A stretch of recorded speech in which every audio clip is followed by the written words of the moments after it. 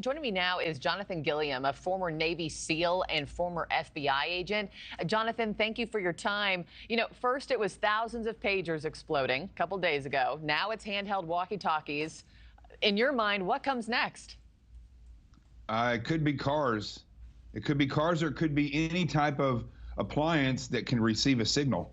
That's what's so amazing about this. I think this is the greatest Trojan horse attack since the Trojan horse attack in Troy.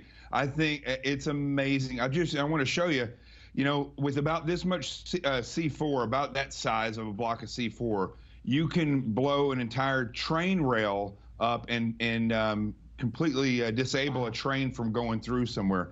With about this much C4 or plastic explosive, you can completely kill a person easily and blow the inside of a car up quite a bit. Yeah. So you can imagine it doesn't take much to line those pagers and walkie-talkies and then have them set up so when you put a certain code or frequency in, they detonate. And I think what an amazing Trojan horse attack, but it was also an intelligence success, because they were able to get the intelligence that they were only going to use pagers, and then give them sell them pagers that were produced by them, because that's the only way you probably could have gotten those in there. So there was an inside source for sure. It's a good way to put it, a Trojan horse attack.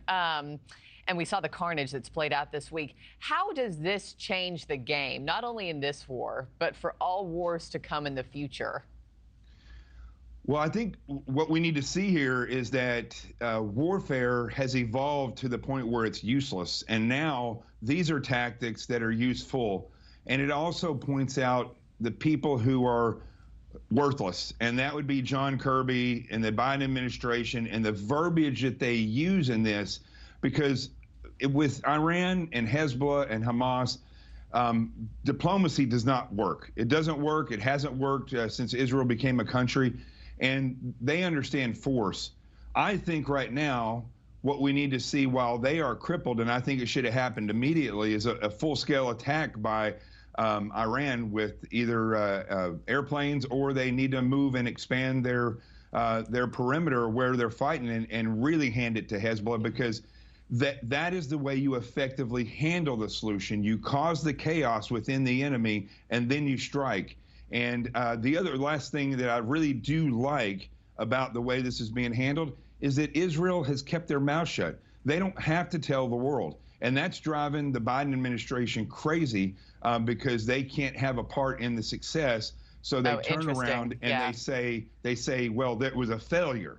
And I'm not sure how they equate that to a failure. We'll see if they come forward and claim responsibility at any time. But I think a lot of people here in the U.S. also wondering, hey, can something like this happen on our own home turf, too? Jonathan Gilliam, thank you so much, sir. Appreciate it. Thanks for watching, everybody. Go to joinnn.com to find NewsNation on your television provider. Also, don't forget to click that red subscribe button below to get more of NewsNation's fact-driven, unbiased coverage.